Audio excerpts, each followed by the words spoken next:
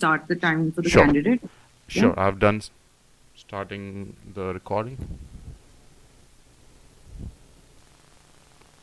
Candidate 1, please begin. Okay, this is the frontal chest X-ray for a skeletally mature patient.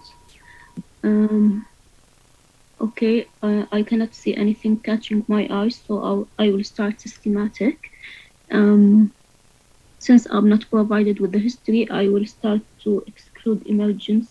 Okay, I can appreciate absent left breast shadow compared to the right side. So I will suppose previous surgery for a breast cancer. I would like to check for no axillary clips, lip destruction. Okay, there's no definite destructive masses within the breasts, clavicles, or the scapula. Otherwise, lungs are clear, no definite lung masses.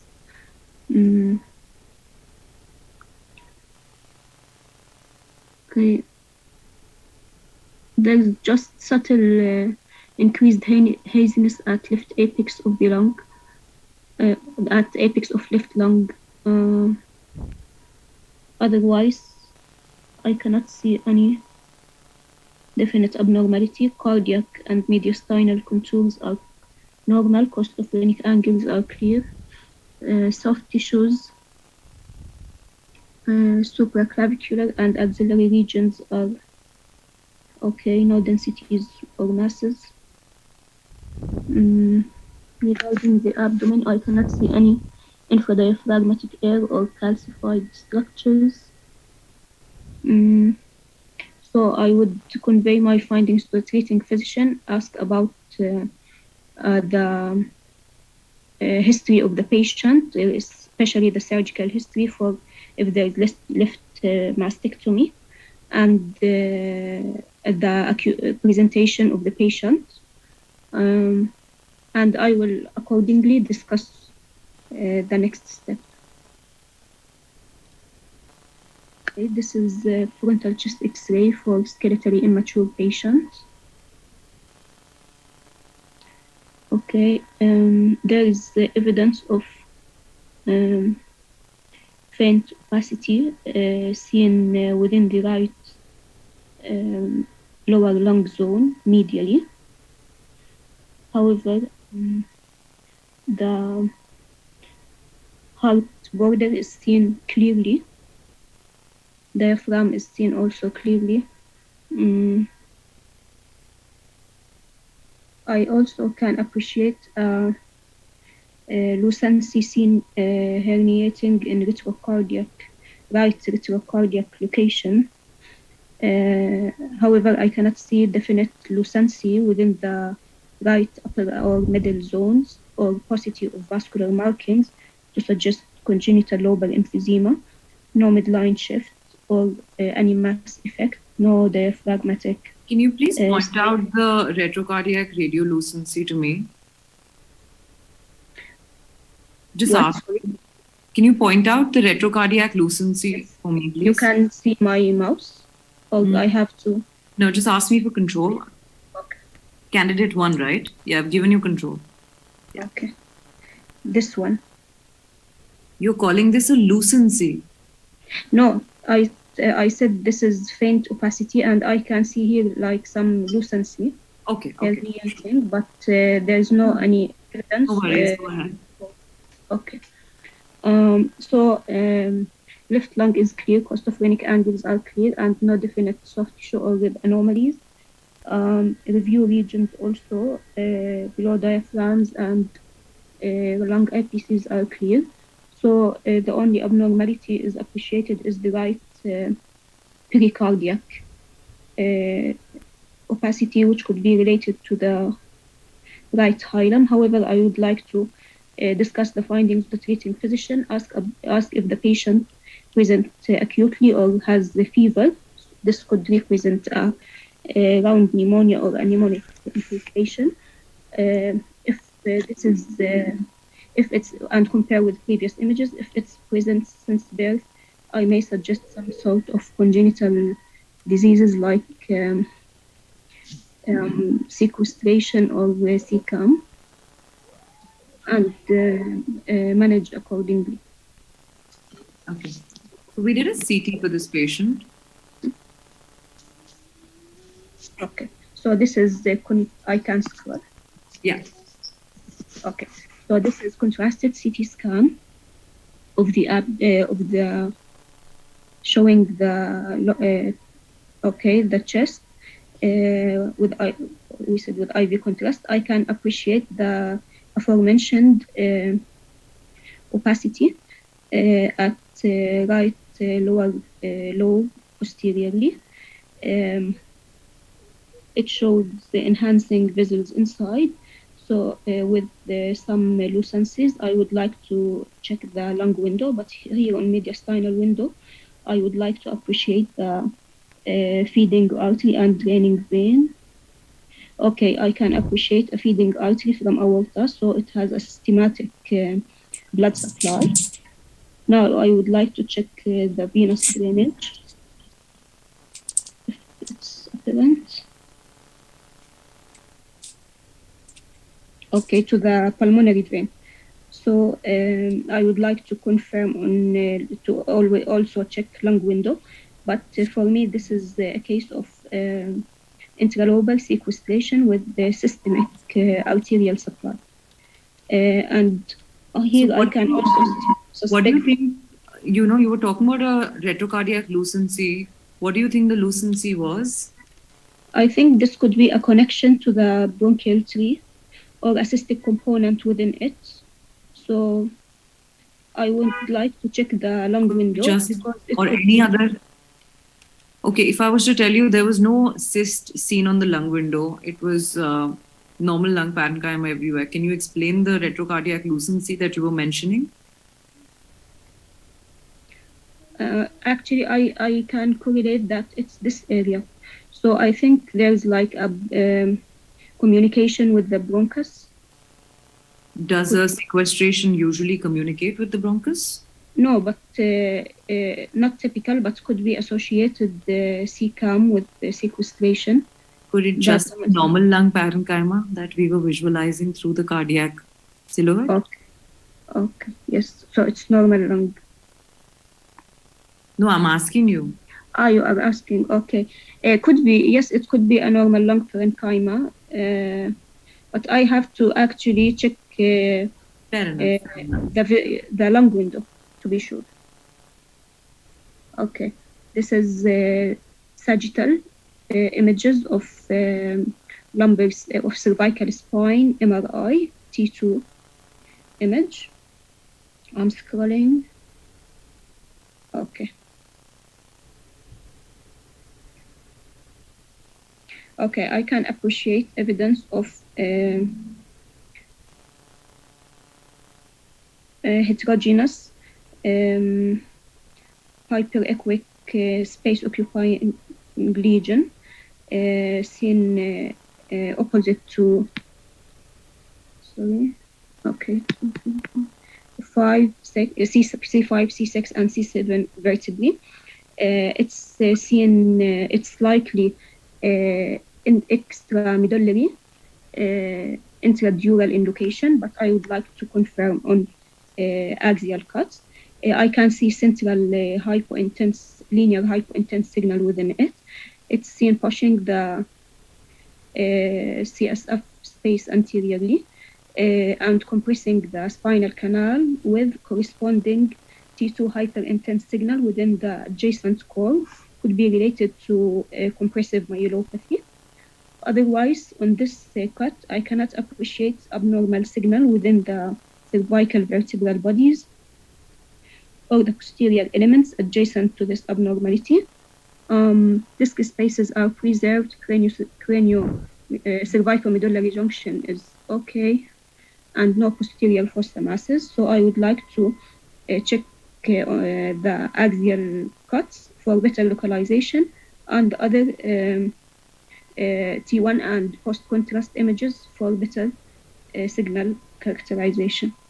Absolutely, I will give you those. But you please tell me, just based on these SAG T2s, what are you thinking along? Okay, I'm thinking of it could be extramedullary intradural. Okay. So which is the one set of image that you would like now? First, I will start with the T2 axial, please. I have the T1 FATSAT with Okay. post contrast axials. Yeah. Okay, sure. Okay. Okay, so here the abnormality, this is T1 FATSAT with contrast for the same patient, showing that the abnormality is peripherally enhancing with central hypointensity. However, I would like to check the pre-contrast for definite to say that it's definitely enhancing and it's not hyper-intense on T1 pre-contrast. And here it's seen as to extend into the right neural foramen.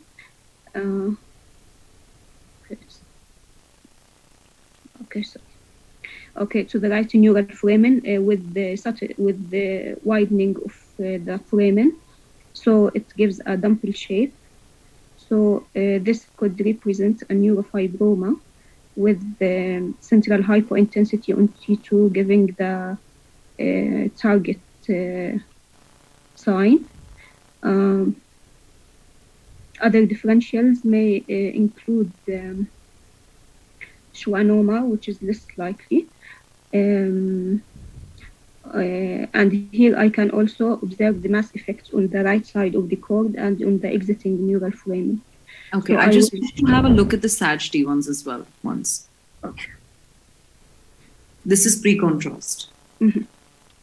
Yes, so on pre-contrast images, it shows intermediate signal, so no, so that part we saw in post-contrast was an enhancing component. Okay, sorry, it's not scrolling. Let me help you. Okay. Okay, and it shows intermediate signal on T1. So I will stick to my differentials. I will exclude being a collection since it's enhancing and there's no surrounding bone marrow edema. So I will convey my finding to the treating physician and review previous images if available and refer the patient for a neurosurgery. Okay. And also check for neural access for multiplicity. Okay, this is just X-ray for a skeletally mature patient showing diffusely sclerotic bones, homogeneous sclerosis of both visualized bones, including clavicles, vertebrae, and ribs. I cannot see any destructive lesions. Okay, the vertebral body is showing central lucencies within them. So, okay, central lucencies I would confirm on lateral view, but this may be suggestive of regular jersey spine. I cannot see evidence of inferior rib notching or any soft tissue calcifications or distal clavicle erosions to support renal osteodystrophy. But regarding the vertebral appearance, I would confirm on lateral if this is a regular jersey spine. Other differentials could include osteoporosis, diffuse sclerotic metastasis, or Paget's disease is less likely to be symmetrical with no expansion. So I would like to to discuss my findings with the treating physician and correlate with previous images if available, especially if there's a hand X-ray for the patient to check for the hyperparathyroidism and to check the previous records if there's non-primary malignancy. Okay. Try this one. I think we're short on time. Let's do this. Okay, this is abdomen X-ray supine view for a skeletally mature patient. Okay, I can see an tube on the left side. This I think could be external, and another tube on the right side. So the patient has history of surgery in the past, and this is not an external tube. Okay, so it's could be a surgical drain or a dialysis tube. Surgical. I would like to check if if there's any hint for the type of surgery. So the patient has had 2 surgeries in the past. Actually, the patient has had multiple surgeries in the past, a few small, a few bigger surgeries, and this drain was recently inserted. However, the patient presented with deranged RFTs in the past 48 hours. Sorry, presented with? Deranged RFTs in the past 48 hours. Okay.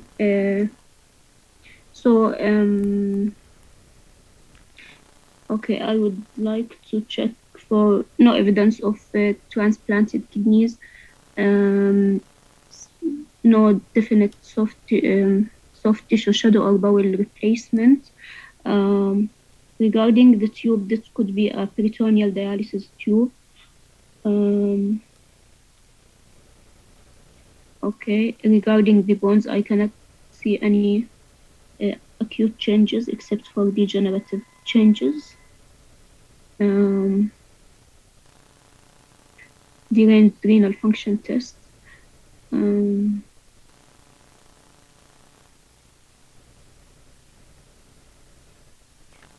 That's okay. Can I ask you for your name before we start the feedback, please? Yeah, sure. My name, Ina. Yeah. Hi. Yeah. What is your name, candidate 1? Yes, I said Ines. Yes. Okay. Hi, Ines. Okay. I'll just start with this. Okay. I know this one's actually a little tricky. So, this is a peritoneal dialysis catheter, which you correctly pointed out. And I know most of us haven't seen this tube, so that's why I just stopped you short on this one. So, this is a incorrectly positioned peritoneal dialysis catheter. Actually, usually we should see these catheters lying in the pelvic region. So if it's lying, this high up, and you are getting a history of deranged RFTs, you should think about an abnormality with the positioning. So this is a transplanted kidney. Wait, I've kept another one to show you the normal positioning of the peritoneal dialysis catheter. So do you see? It's present. The tip of the catheter, the coil tip, is usually present in the pelvis. So this is a normal location for a peritoneal dialysis catheter. Like it's not in the inside urinary bladder, but in the pelvis. No. It's overlying. Yeah. So it's basically overlying the pelvic region, but of course it's not going to be in the urinary bladder. Okay. So this is that. Moving on. Right. So I liked your approach, Dr. Ines, but the only thing I'd like to tell you is when you picked out, okay, number 1, you started the viva saying nothing is catching my eye. Well, findings are, this might sound a little harsh, but findings are not supposed to catch our eye. We're supposed to go looking for them, right? So you could rephrase those words a little better, and instead of saying nothing is catching my eye, you just say I'm systematically reviewing the radiograph if you can't find any abnormality. Number 2, once you did find the abnormality, you took about 3 minutes explaining everything that was normal about this X-ray. You don't have to do that. So if you've seen a case of mastectomy and you see that the left breast shadow is missing, I agree, you would want to rule out surgical clips. You would want to rule out any other lesion in the bone or in the chest itself. Once you have done that, you don't need to go about commenting on each and every point of the abdomen, of the costophrenic angles or the retrocardiac region. Does that make sense?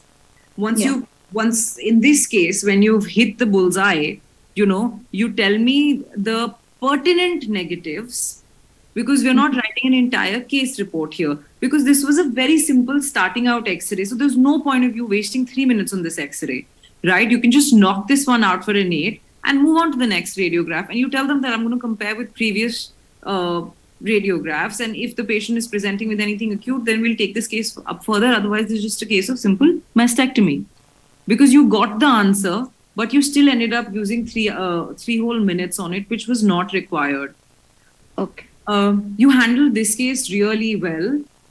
It's okay that you saw this, you thought this was a lucency. What I liked was when I tried to ask you questions and disturb you a little bit, you had a very logical and a sound reasoning and a thought process to why you were saying what you were saying.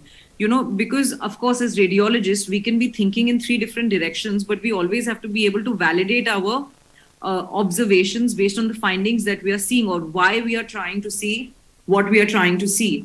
And you did that really well. So this was a case of sequestration. You handled this quite well. You talked about, the only thing I think you could have added on the x-ray was you could have tried to say that this was an intrapulmonary, you could have tried to localize the area, but you gave me all the differentials, which was very good. You said that if this is an acute, I would think of this. If this is congenital, I would think of this.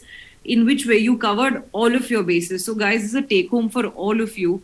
If you're absolutely confused about how to commit to it, even if you were to give 5 broad differentials in the manner that she presented, you're good to go. There's nothing to be worried about. Moving on. We saw this one. Okay, so can you please comment on the T1 signal of this lesion for me? It's intermediate signal, slightly hyperintense. Okay, now I want you to tell me if there is a space-occupying lesion within the neural foramen, would the diameter of the right neural foramen be same as that of the left? If there's a space-occupying lesion which has chronically been present there, which has been slowly eroding, and because it's obviously it would have made its way out, right? Yeah, so by logic, no. So by logic, no. So now can you think of another possible way of trying to explain this? Like it could be a collection or a hematoma. Great. Now we will go back to this. So what type of a hemorrhage would we like to label this as? It's hypointense on T2. The location predominantly. Okay, and if you want to stage the bleeding as well, then that would be great. Go ahead. Okay, the location is posterior epidural space, I think. Mm-hmm. And you're absolutely correct. And the signal, it's let's say hyper on T1. No, it's not hyper on T1 actually. It's iso on T1 and hypo on T2. So that puts it in. Iso on T1 and hypo. Hyper acute. No, acute. Yes, acute. Okay. But I was confused because I saw like a peripheral hyperintensity with just a central loop hypointensity. I absolutely agree, but I think you justified everything that you said well. But now if you were to see the sagittal post-contrast, can you see it's not a peripherally rim-enhancing lesion on the sagittal images as was seen on the axial? Is it better appreciated here? Yeah, here it's like only at the upper half. Yeah, so it's interrupted, peripheral areas of hyperintensity. which could also be because of degraded blood products itself in some locations, right? So the only giveaway, everything that you said did make sense, but the only giveaway in this would have been that the shape is more that of a collection. So even if you were thinking that this is a peripherally enhancing mass, right, then Yes. I would have gone more in favor of an abscess rather than a nerve sheath tumor in this case. Yes, but I excluded abscess because no any abnormal signal within the marrow or the pedicles or any No. evidence. I absolutely agree with you. But like, since we are making, you made your entire diagnosis based on this one axial post-contrast image, right? So Yeah, when you this is not sorry. no, go ahead, no problem. Yes, tell me. So this is not enhancing peripheral. No, it's not enhancing peripherally. I think it's just maybe there are subtle areas of enhancement, but mostly it's just blood products which are going outwards. So this is just a case of epidural Hematoma. hemorrhage. Yes. So very, very important. You actually, I was really enjoying listening to you, because once you saw the T1s, no, you saw the post-contrast T1. So you said, I'm not going to call this enhancement till I see the pre-contrast. But then you went ahead in the next second and you called it enhancement anyway. So you know what, which is fine. I get it. You're giving an exam. You're in the hot seat. That makes absolute sense. But since everything else about your presentation is so good, you could just maybe put it out there that if this was giving me the similar signal intensity on a pre-contrast, I would be thinking about densely proteinaceous material or blood. Just put it out there, so that way you're always safe. Because with this case, you started, I'm not sure if you said all the bones are diffusely sclerotic, because I only heard you talk about the spine, and then you said everything else is normal. Then you talked about rugger jersey spine, but in the differentials, you gave me all the differentials of increased bone density. Yeah, first I said that all bones, including clavicles, ribs, and spine. Okay, I'm sorry. Then I missed that line. But yeah, this is a case of osteopetrosis. But yeah, you handled this one really well. So no complaints about this. You told me the management and everything as well. So my take home for you would be cases like this, which for sure are correct. Do not waste time on them. Hit them for an 8 and just step out. Just move on to the next case, because that means the 8 has come down on paper, and that's going to keep your average of all of the other cases up. Handle this case beautifully. This was also fine. I mean, you're thinking along the correct terms, but I agree the SAG T1 is not completely correlating. You did this one well. This case was just to tell you guys that something like this can come up, and just to, raise awareness about peritoneal dialysis catheters. Thank you very much. Can I ask just a question about this? Absolutely. Can we include pycnodysostoses and osteoporosis in adults also? I think there are types of osteopetrosis that do survive into early adulthood. So you can. Pycnodysostoses also, I think a few types do survive into early adulthood. Plus, this is not a very, very old. Yes, it's young adults. It's a young adult. Okay, so no history has been provided, but this is a young adult anyway, so you're definitely allowed to include both. Okay, thank you. Thank you very much, Dr. Aarushi. Very nice case. All the best. Thank you. Thank you, Dr. Aarushi. A wonderful set of cases, and thank you so much, candidate 1. Well done. So, as Dr. Aarushi said, if you are confident about a case, hit it for an 8. Or as Dr. John Cutter says, hit it out of the park for 6 runs. So do that.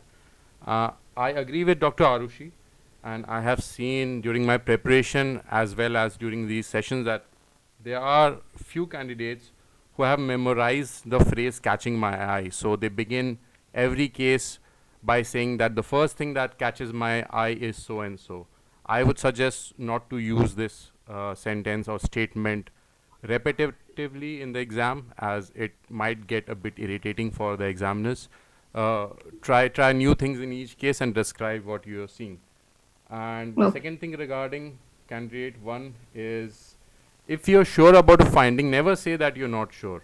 During my preparation in 2021 and early 2022, I had a few friends and colleagues who used to say, I'm not sure, even when they were sure about the findings and the diagnosis. So that actually does not portray that you're confident, and that might end up lowering your score even by half a mark. Then it's an issue in the long run. So avoid that. Other than that, candidate 1, you're calm, you're confident, your knowledge of differentials is very good, and your approach is also very good. Regarding the negative points, I would suggest if you could speed up a bit, like even if you could get one more case in the 15 minutes that you've been allotted, it would be better. And keep speaking. If you're not able to find something important, if you're not able to track the finding, say, verbalize what you're thinking. Whatever is going on in your mind, you can keep thinking. But yeah, there's a balance that if you've already seen the finding, just as in the first case that you saw that it was a case of left mastectomy, then there is no point to speak about the negative findings and the things that are normal. You just have to complete the case and not waste so much of time about it. So other than that, well done. You should pass in the coming exam. And thank you again, Dr. Aarushi. No problem Thank at all. you. So Thank you very we much. would like to have Dr. Aarushi in our June sessions as well, if possible. No, definitely, Dr. Sandeep. Sure. Thank you so much. Have a good night, Dr. Aarushi. And now, candidate 2, are you ready? Are you here with us? Yeah, yes, I'm ready. Thank you. So just give me a moment. Regarding the queries, I'm sure Dr. Aarushi will answer the queries in the chat box. I think she already has. So I'm taking back the host properties again, and then let me share my screen. And candidate 2, I've already told you that you'll have all bone scans today. So I hope you're up for it. Yeah, okay. These are the ones that should usually come in the exam. So these are simple ones, and I think you should know these. Just give me a moment. Okay. Yeah, can you see the screen? Can you see a bone scan on your screen? Yes. You can yes, begin whenever now. you're ready. Okay, this is a bone scan of a skeletally mature patient. I don't see any uptake in the kidneys, so I'd consider it a super scan. There is diffuse increase uptake seen evident in both the axial and appendicular skeleton. There is also uptake in the skull.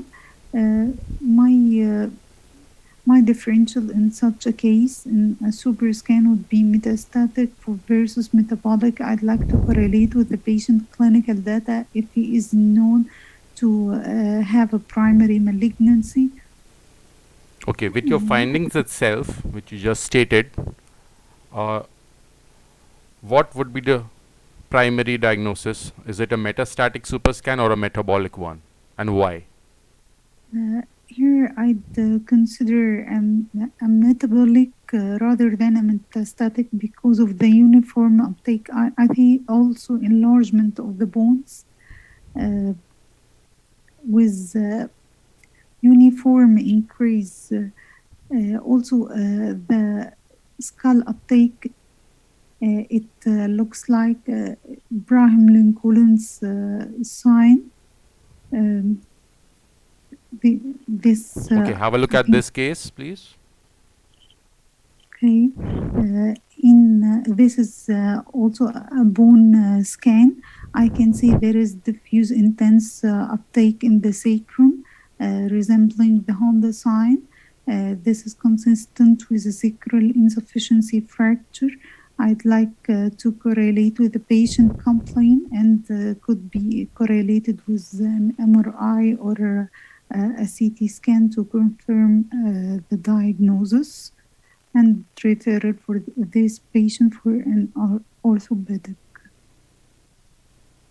Okay, could you be a bit louder, please? Here is the next case for you.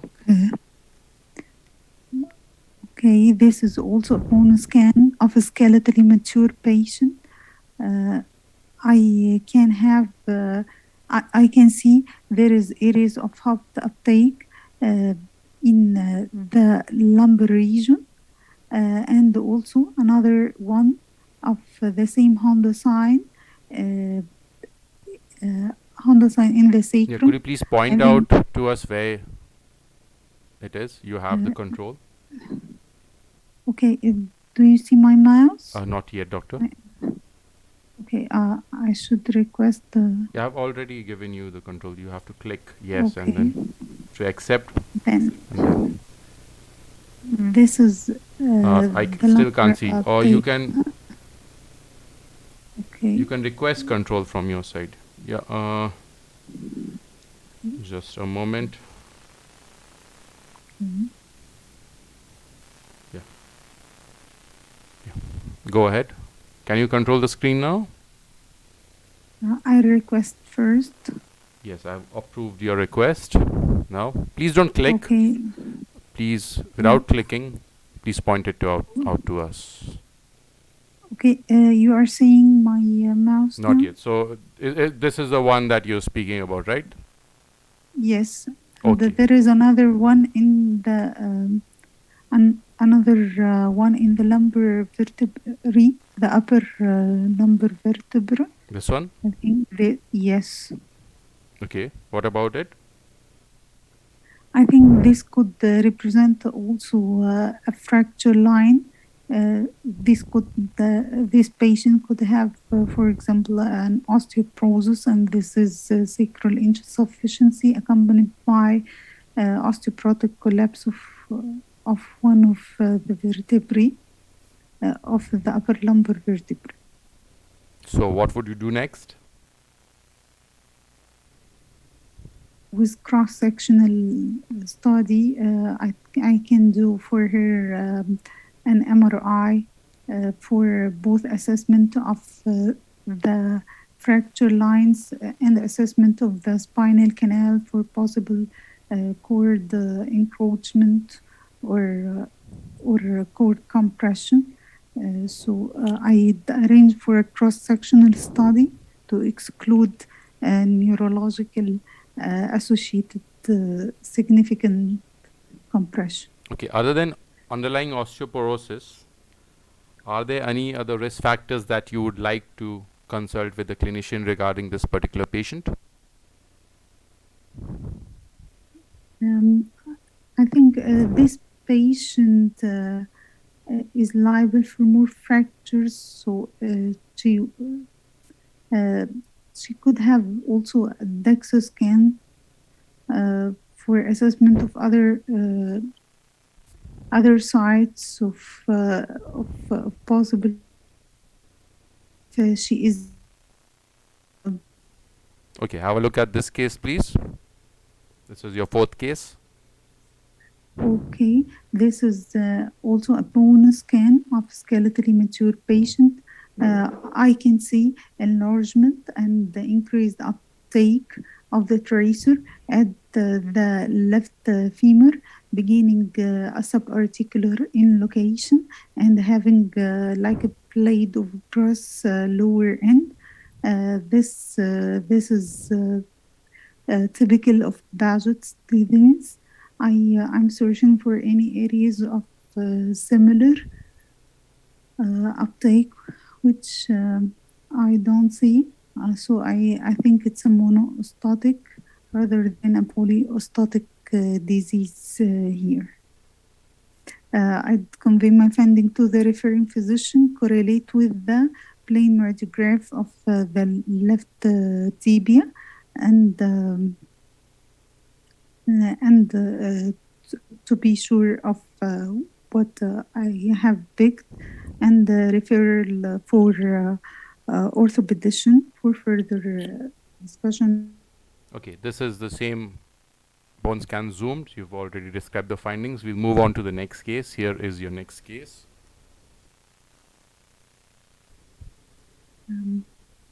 Okay, this is a bone scan.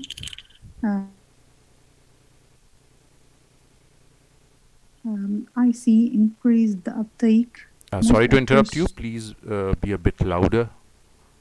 Okay, this is a bone scan of a skeletally mature patient.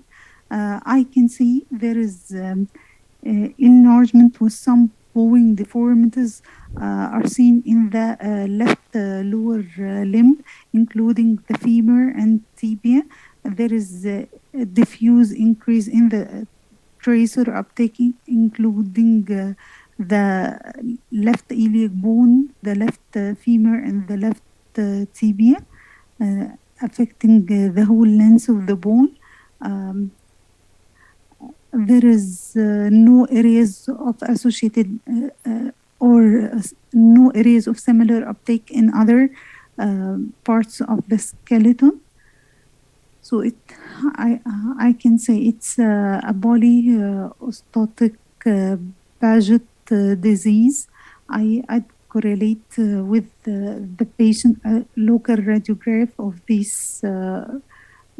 these areas and correlate with the patient clinical presentation and patient age, maybe serum alkaline phosphatase also, and conveying my finding to the referring physician and referrer for orthopedician. So you said that this is a case of polyostotic Paget's disease. Are you sure? Could there be a differential? If this patient is younger, I think also for fibrous dysplasia, polyostotic fibrous dysplasia, especially if he is having cafe au lait spots and endocrinal abnormalities such as precocious puberty, for example. So I'd think of a polyostotic fibrous dysplasia with McCune-Albright syndrome. Okay, you wanted the plane radiograph. Here is a plane radiograph, the frontal view and then the lateral view. Describe the frontal view first. This is the frontal radiograph of the left leg. I can see there is a diffuse involvement of the left tibia with a ground glass appearance like matrix.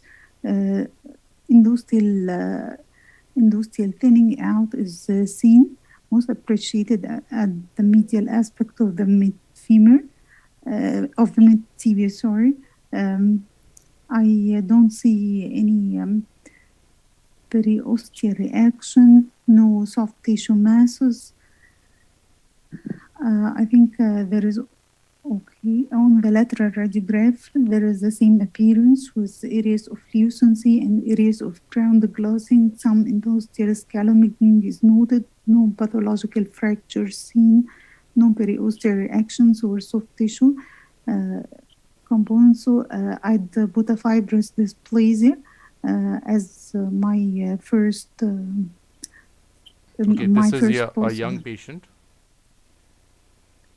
So it will be a polyostotic fibrous dysplasia or McCune-Albright syndrome. Okay, are you sure this is a McCune-Albright syndrome case? Just looking at the nuclear scan as well as the radiograph. Could other differential could include the chronic multifocal osteomyelitis. I'd correlate with the patient. Okay. Yeah, my question to you is, this definitely is a case of polyostotic fibrous dysplasia. Regarding McCune-Albright syndrome, can you diagnose with just the imaging itself, or would you like to do something to find out if this is a case or not of McCune-Albright syndrome? We correlate clinically. We correlate clinically if there is the patient is having precocious.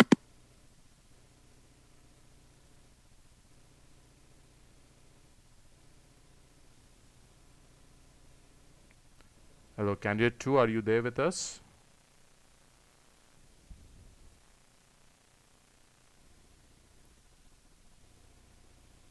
Yeah, so others, can you hear me, or have we just lost candidate 2, or is there an issue with my internet connection?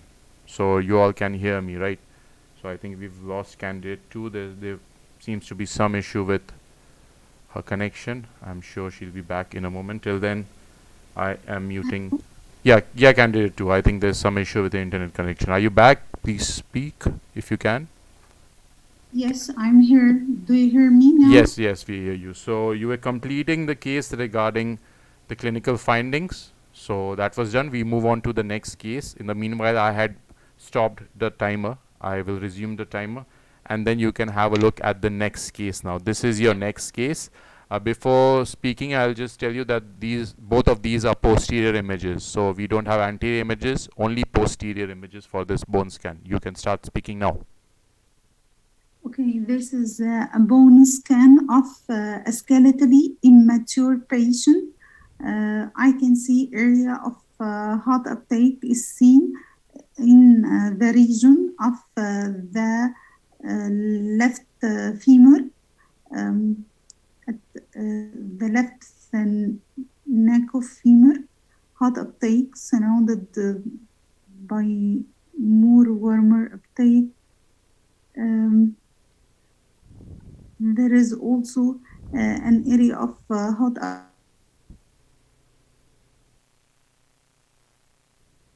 right left kidney also. I think Okay, this just is ignore that. Ignore that. We're just speaking about this one. So yes. So in this case, I'd like to correlate with the plain radiograph of here you this. go.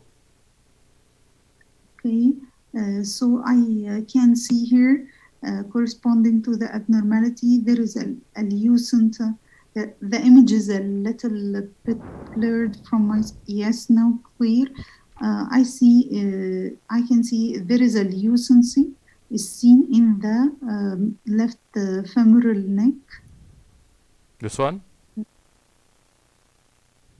I think.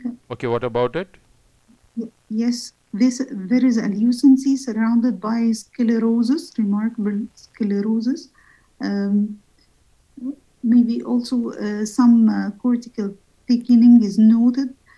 So my differential here would include the osteoid osteoma as my first differential regarding the bone scan abnormality and the skeletal abnormality. Other differential could include osteomyelitis. So I'd like to correlate with the patient clinical presentation if he has fever or constitutional symptoms. Although this is more likely to be an osteoid osteoma. Okay, we also have the CT scan. Could you please describe the findings? Could you please describe the findings and then we move forward? Okay, the CT confirms the lytic central lucency which is surrounded by remarkable amount of sclerosis and cortical highly suggestive of an osteoid osteoma. I'd refer for orthopedic surgeon, and if there is intervention relieving pain symptoms. Okay, so candidate 2, I think there's some issue with your internet connection. We are continuously losing you in the middle of, I think we've lost. Yeah, candidate 2. I'm here. Actually, we are losing you continuously in between. So, are you using a Wi-Fi connection or a dial-in connection or a wired connection? Wi-Fi. So, for all candidates, I always suggest use a wired LAN connection that actually has better connectivity than Wi-Fi. So, your time is up, but we'll complete the cases. Candidate 2, I think you have 1, 2, 3 cases left, so we can quickly go about the findings and diagnosis. So this is your third last case. Please describe. Multiple areas of hot uptake are seen.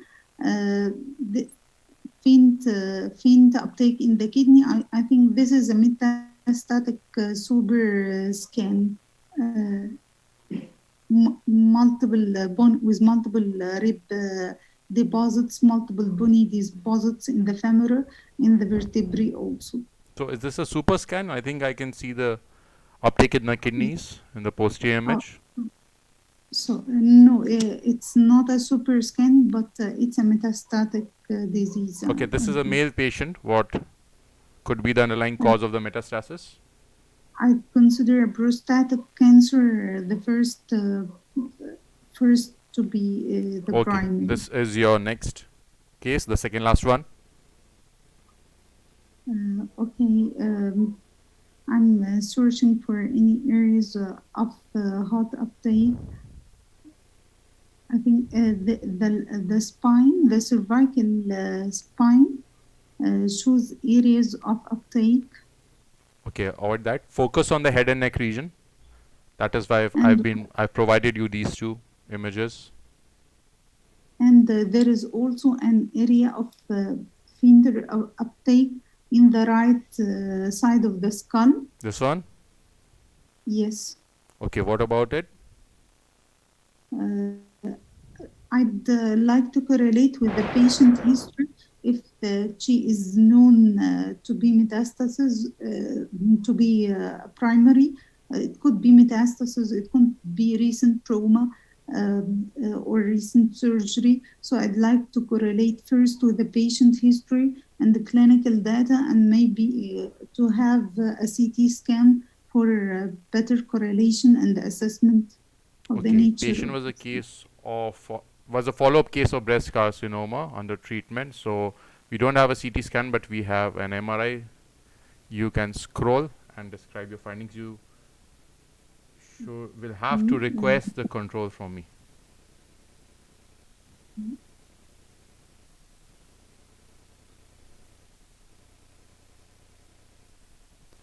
So candidate 2, you'll have to, I've just approved your request. You can just scroll. There are 5 or 6 images in this scan. So just scroll through this particular sequence and describe your findings.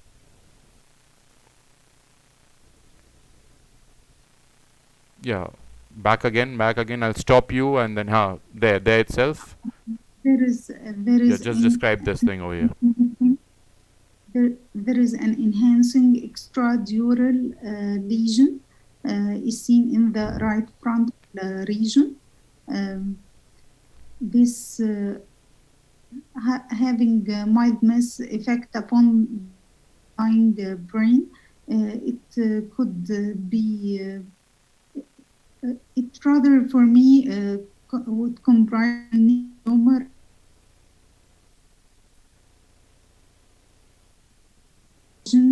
I don't see packing or leptomeningeal enhancement to account for diffuse metastatic process. Okay, so this is the last case for you. This is a young athlete with frequent history of running. So it's a frequent runner and is having pain in bilateral tibial regions.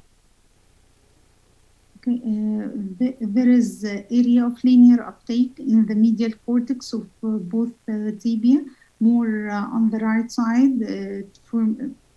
Regarding the history of being athlete, I consider stress fractures first possibility and correlate with the plain radiograph of this patient. Okay, anything other than stress fractures?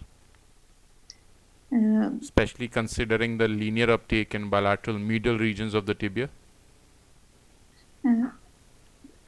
Also, cortical uptake can occur also in infections and osteoid osteomas. If it's more diffuse, can be seen also in hypertrophic osteoarthropathy. Okay, anything else?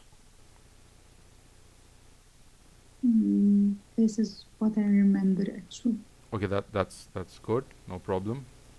So candidate 2, you were good and you were able to reach diagnosis in all the cases.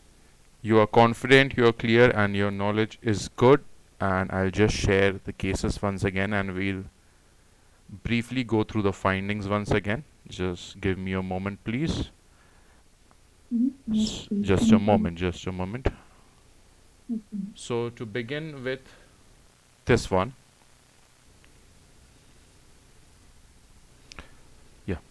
So yeah, so you did very well in this case. You quickly saw that there was no uptake in the renal areas in the anterior as well as the posterior images. So this is a super scan. A super scan is usually due to high ratio of bone to soft tissue tracer uptake. So there, in these cases, there is an increased osteoblastic activity in the bone, and it causes a reduced appearance of the renal uptake and even the soft tissue uptake. So that's what a super scan is.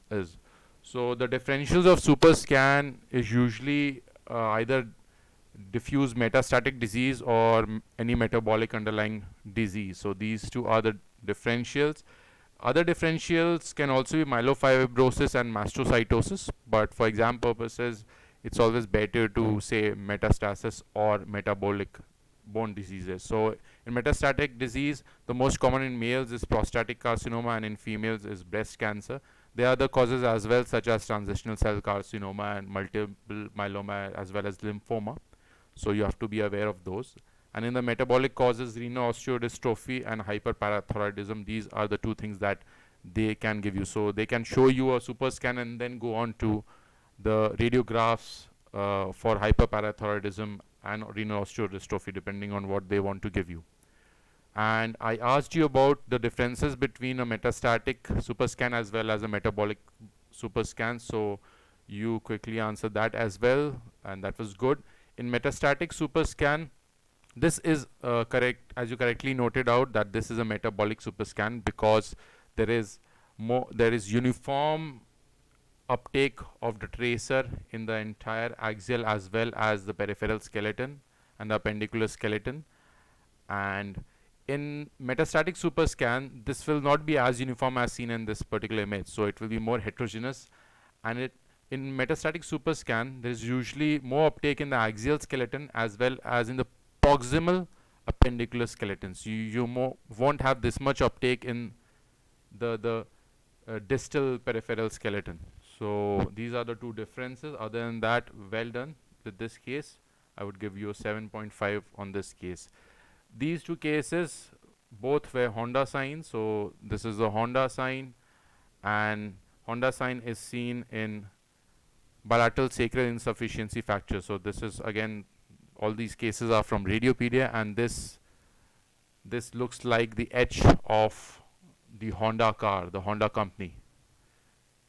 So this is what a Honda sign is. This can be due to many causes. You have to suggest further imaging, can do an MRI and find out the underlying cause. So that you have to do. And sacral insufficiency fractures, you rightly pointed out that osteoporosis is the most common cause, but it can also be due to rheumatoid arthritis, even Page's disease, and sometimes even osteomalacia. And there is also an association of long-term bisphosphonate therapy. So if you remember these things, you can just tell the examiner that increases your marks in the viva. So remember these as well. Both these cases are Honda signs, H sign of sacral insufficiency fractures. And this is again a lumbar compression fracture. So you pointed this out as well. Well done in this case as well. Regarding this case, you said this was Paget's, monoosteotic Paget's.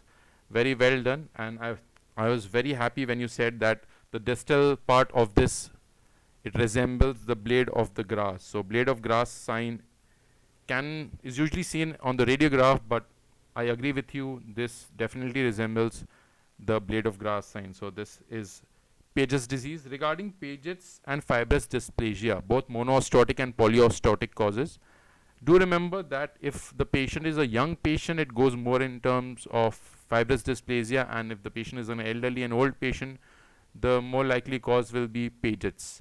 But there is another thing in this particular case. In Paget's, it will be subcortical uptake, as you very well pointed out. So it will resemble the actual bone. You can see that this is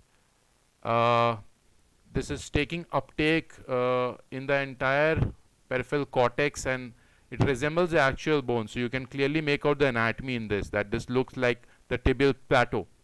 Whereas in the next case which I showed you, this is a case of polyosteotic fibrous dysplasia, the upper tibia, it does not conform to the actual anatomy. So as compared to this particular image, this is more diffuse and more heterogeneous kind of an uptake. Do you agree with that? Yes, yes. So this next case was polyostotic fibrous dysplasia. Uh, regarding McCune-Albright syndrome, I would suggest that you do not commit to the diagnosis of McCune-Albright syndrome without saying that you would clinically correlate this with the presence or absence of cafe or lot spots, and then have this patient go for endocrine referral to look for precocious puberty, or just clinically see if the patient is has having precocious puberty or not. So these are two things you should remember. Other than McCune-Albright syndrome, is there something else which is associated with polyostotic fibrous dysplasia? Any other syndrome? I'll give you a hint. It also begins with the letter M. Soft tissue myxomas. Yeah, soft tissue myxomas. Yes. So what is the syndrome called? Soft tissue myxomas and polyostotic fibrous dysplasia. Anyone wants to answer can answer in the chat. Maza-Brad syndrome. Perfect, perfect. So you have a good knowledge. That is perfect. Again, you described this very well.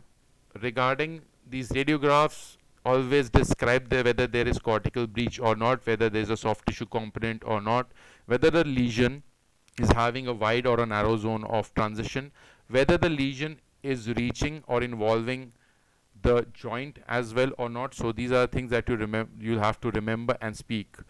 So regarding this, maybe we'll discuss tomorrow. Maybe we'll discuss some bone tumors, or we'll discuss some more bone scans and other nuclear medicine scans tomorrow. We'll be having another session tomorrow at the same time. Again, this is a case of fibrous dysplasia. This, you were very good in pointing out that this is a double density sign. There's a focal region of increased uptake, and which is superimposed by a larger region of generalized increased activity. So this was a case of osteoid osteoma. So this is a young patient in which there's a lucency in the greater trochanter of the left femur with surrounding sclerosis. And though you did point out that there is a periosteal reaction, but there wasn't any. The radiograph is a bit hazy, I agree. So it is a well-defined lucency which is peripheral in location, surrounded by a diffuse sclerotic reaction. So this confirms, the CT confirms that this was a case of osteoid osteoma. So what is the treatment of osteoid osteoma in this young patient? What would you suggest? I think intervention radiology would have a role. CT guided radiofrequency. I think also laser ablation is another possibility. Okay, so that is good. That is good. That's a good answer. So the next case, this was a case of multiple metastatic lesions, correctly identified. This was a case of prostate cancer, a male with multiple heterogeneous areas of increased uptake in the axial skeleton. Okay, this I had to point you out. Do remember that you can have increased TASA uptake on a bone scan in a case of meningioma. So this was a case of a meningioma. The differentials in this particular case would definitely be a dural metastasis, as this is a case of known breast cancer. So that will be a pertinent differential even if you point out. But if you're given such a case in the exam, you can say dural metastasis if the case is a known case of breast carcinoma, or if there's no such history, this can also be a meningioma. You would like to have a look at further cross-sectional imaging, either a CT scan or MRI, whatever is available. The last case was a case of shin splints. So this you can consider this as a precursor of stress fractures, but it is a bit different than stress fractures.